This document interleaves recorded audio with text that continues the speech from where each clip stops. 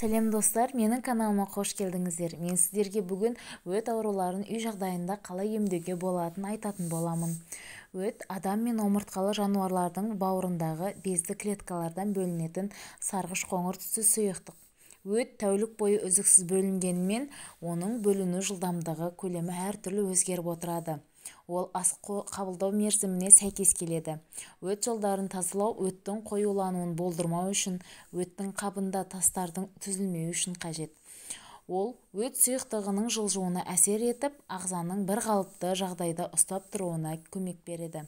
Қазіргі кезде дәрі-дәрмектердің және халық емінің көмегімен өт жолын тазалауда қолданатын көптеген әдістер бар.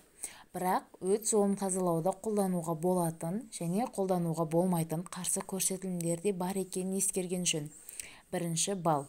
Балды әсіресе бауыры және өт жолы ауыратын адамдар көбірек пайдаланады. Оны белгілі бір мөлшерде ақ ірімшікке, сәбізге және лимон шырынына қосып жеген дұрыс. Сосын тұрып. Кейде тұрыптың ішін үңгіп, оған балды толтырып қойып, 3-4 сағаттан соң дайын болған шырынды өт жолы ауыратын ересек адамға ас қасықпен, ал балаға шай қасықпен күніне 2-3 рет беру керек. Мұндай әдіс өт жолы мен бүйректе құм, тас жиналудан сақтайды. Сондай-ақ 1 стакан сәл жылытылған минерал суына біраз қасық бал қосып, оны аш қарынға ішіп, 1,5-2 сағаттай қырымен жатып, бауырға аса ыстық емес грелка басқан жөн.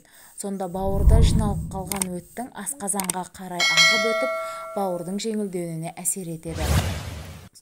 Балға үккіштен өткізілген сәбіз қосып, банкіге салып біраз уақыт қойса, әбден еріп, сәбіздің шырыны қосылып, тосап сияқты өте тәтті тағам болады.